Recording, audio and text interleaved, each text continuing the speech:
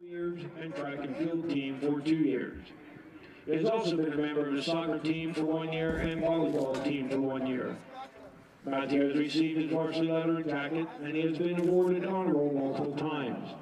Matthew is also the co-treasurer of the class for 2021. After graduation, Matthew plans to attend a technical college to be an electrician. One fun fact about Matthew is that his favorite food is ribs. Our third set of members of the homecoming court is Amia Green and Moses Negron. Moses has been a student in the Lebanon School District since kindergarten and attended Harding Elementary School.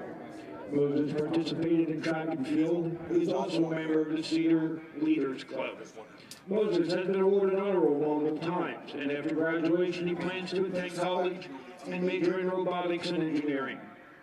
One fun fact about Moses is that he can beat Dark Souls trilogy in 1 day.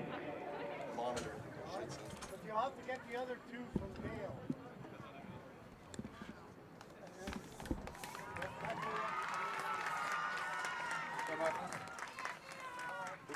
Our next set of members of the homecoming court is Celia Horn and Alexander Roof. Alexander has been a student in the Lebanon School District since K4 and attended Southwest Elementary School. Alex has been a member of the baseball team for 3 years and has played basketball for 11 years. He has also been a member of the football team for 2 years. Alex has received multiple football awards. He received the 2019 LL League All-Academic Team Award and the 2019 Lebanon County First Team for wide receiver, defensive back, and punt returner. The 2019 LL League Section 3 First Team Selection for wide receiver and defensive back, and the 2019 PA Football News Second Team All-State wide receiver. He has been awarded honor roll multiple times and has received an official offer from Lebanon Valley College to play football and basketball. After graduation, Alex plans to further his academic studies and football career in college. A fun fact about Alex, he can touch his nose with his tongue.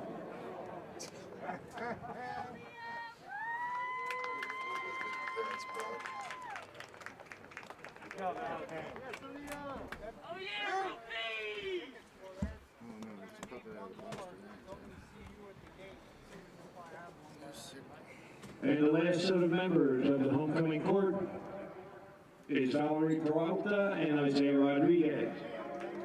Isaiah has been a student in the Lebanon School District since K4 and attended Harding Elementary School.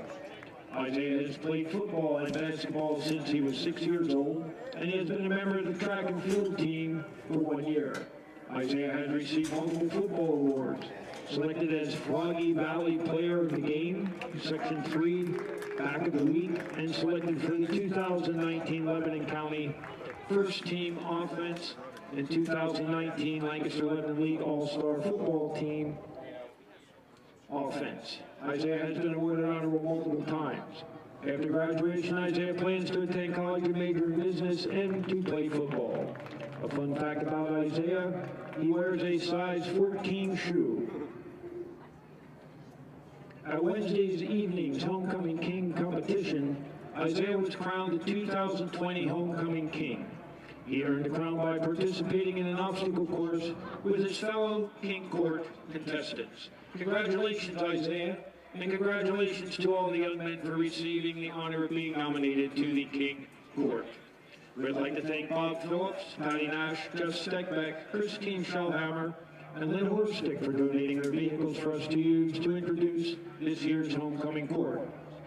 In addition, we would like to thank Chris Muir, Steve Shirk, and Tim Spiroff for taking time to drive the vehicles tonight. We'd also like to thank Howard Studios for photographing our homecoming court and their generous donation of these official portraits to our court members and Lebanon High School. Thanks again, Howard Studios. We will have our homecoming ceremony and crowning of the Queen during halftime tonight.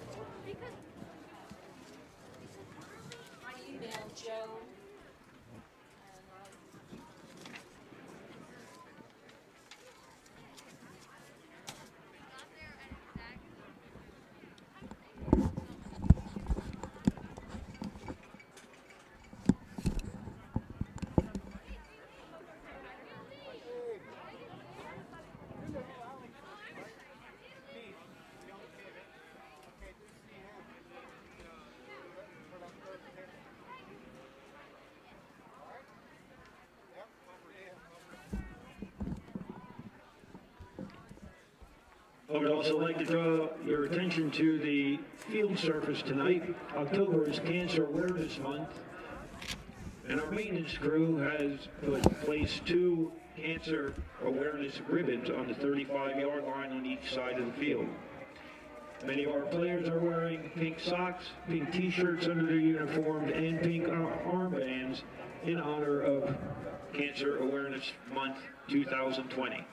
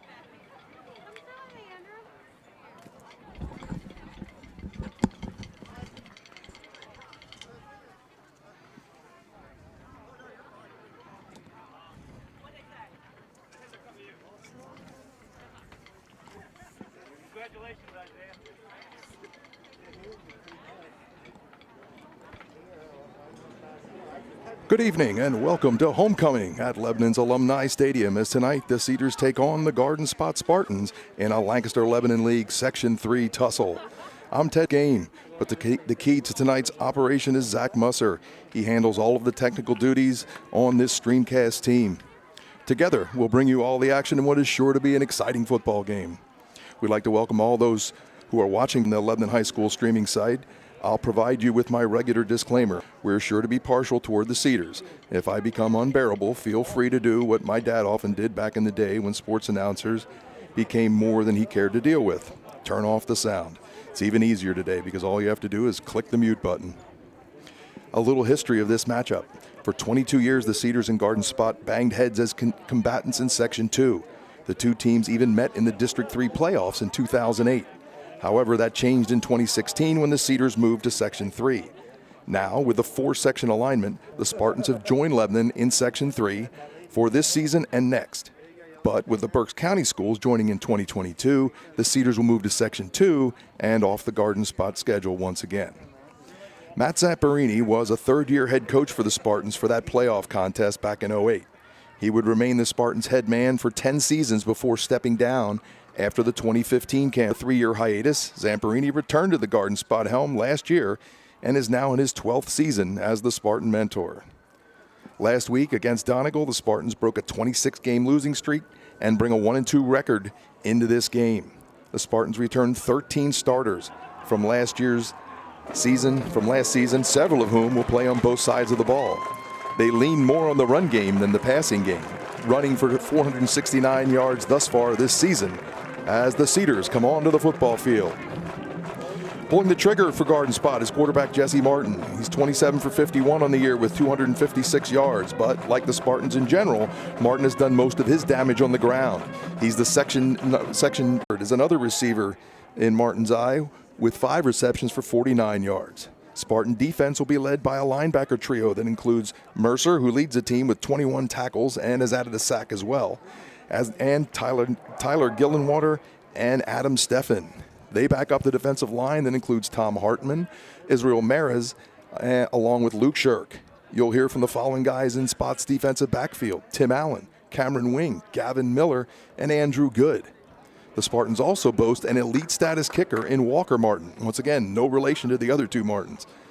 He has a 46-yard field goal to his credit this year and has been perfect on extra points. The Cedars, under first-year head coach Frank Eisenberg, ride the strength of Isaiah Rodriguez's arm, putting the ball in the air as often as they run it.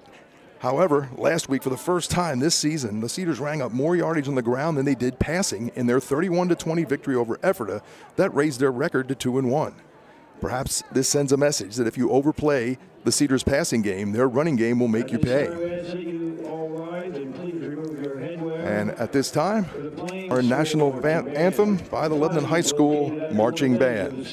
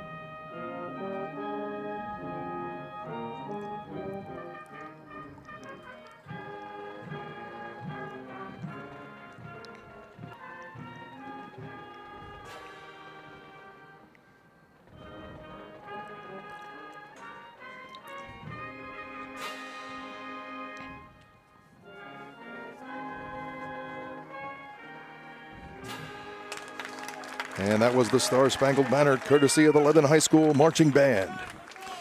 The Cedars, as we said, coming off a big win last week, and the big key to that win was running back Matt Brown's breakout game. Brown carried the ball 25 times, gaining anywhere from 190 to 204 yards, depending upon who's doing the counting. I read different versions everywhere.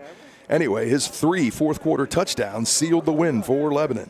He also added an interception on defense.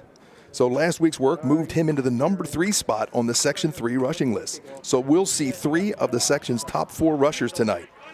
But also last week, Lebanon's Pedro Diarce added 40 yards on just 5 carries. So hearing a lot of running from the Cedars here, a team that normally sticks strictly almost to throwing the ball. Your ground game. What makes the difference is that Cedar line. Center, Cameron Eberhardt. Guards, Jaden Ditzler and Thomas Hershey. Right tackle, Matt Carvajal. And the Section 3 coaches lineman of the week for last week, left tackle, Sincere Gonzalez.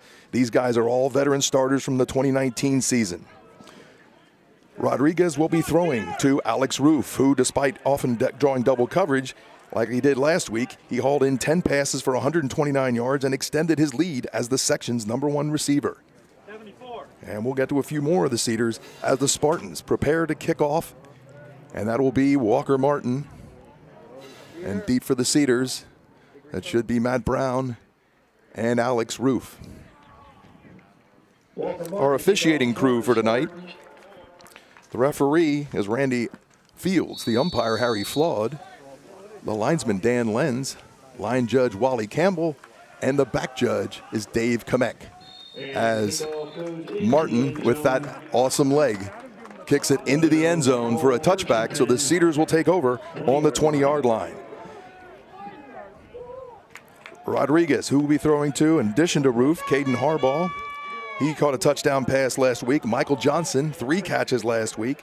Nasir Enoch is another guy that you may see catching the ball. Those 4 guys are in the top 10 in receivers in Section 3 as of this week. Cedars set up, send 3 guys at the top of your screen, 1 to the bottom. That's Brown in the backfield. Rodriguez looks, that's Roof, and knocked down. Nice defensive play by the Spartans' number 16, Jesse Martin, who quarterbacks on the offensive side and made a nice defensive play there from his D-back position. Rodriguez was 17 for 28 last week, 206 yards and a touchdown. He's thrown for 200 yards in all 3 games this year. He has his 55 completions and 661 yards lead the entire LL, all 4 sections, by a wide margin. See, here's a little different lineup. There's the give. That's Alex Roof. He's coming left. He's got some yardage, turns a corner, and is pulled out of bounds. Just about a yard and a half short, it looks like, of the first down. Make it a yard. So the Cedars are going to be looking at a 3rd down and 1.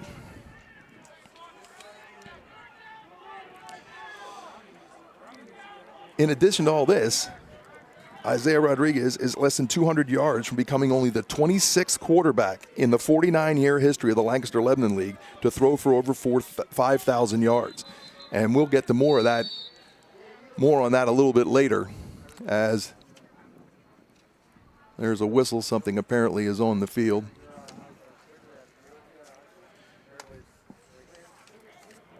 I don't know if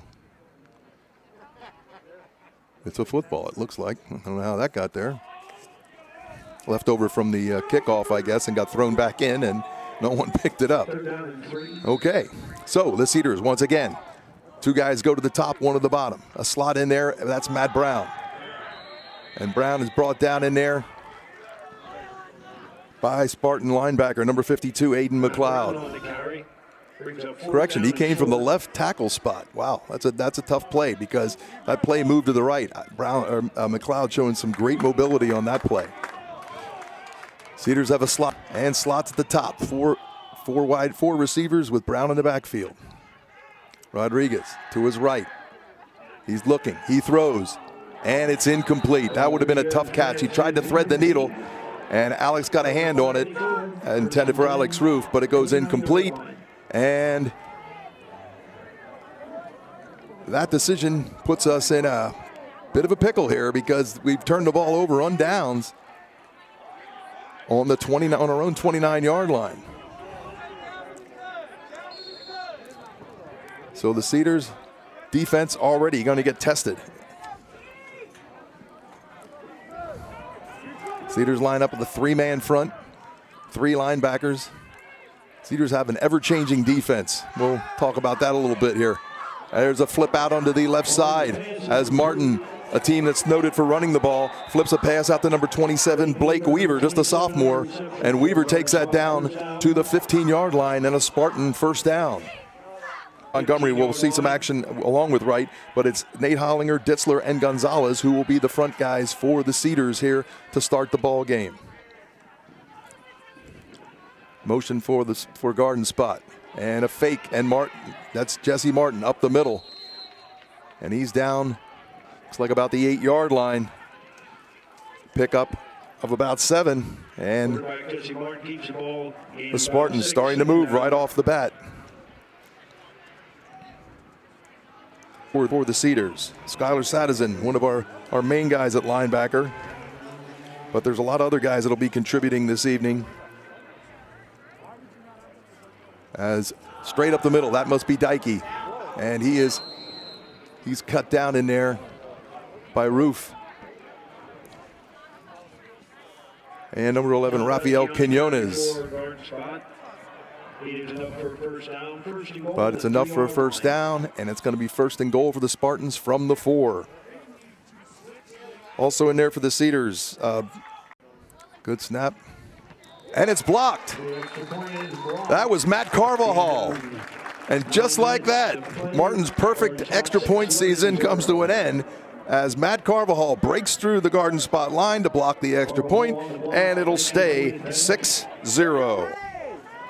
Mentioned a little bit earlier how Isaiah Rodriguez will be joining the 5,000-yard club, if not tonight, probably next week.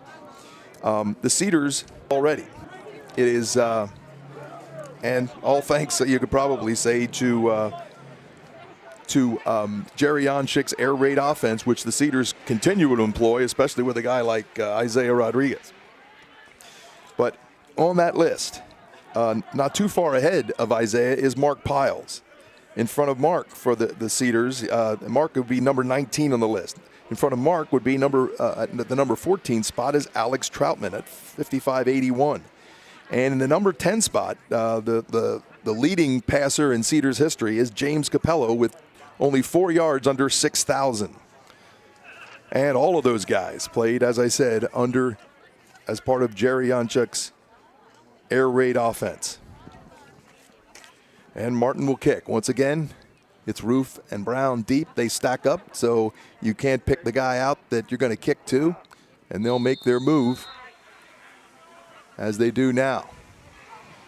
And straight away, this is Roof in the end zone, though, so you can't run the ball out of the end zone in high school football. And at least those that go by high school rules, which is every state except I think 2. I think Massachusetts and Texas are the only 2 that use college rules for high school football. So the touchback, and the Cedars once again will start on the 20. You'll probably have to get used to that because when Martin kicks, he doesn't seem to have too much trouble reaching the end zone. Cedars a little tighter now with a couple wings outside there. Stand-up guys close to a tight end spot. Rodriguez to throw. He's in trouble.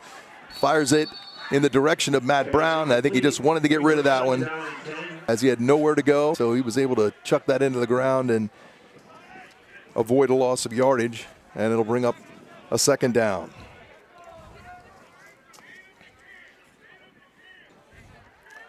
Cedars in their no-huddle offense, and they spread it out a little further in this time around.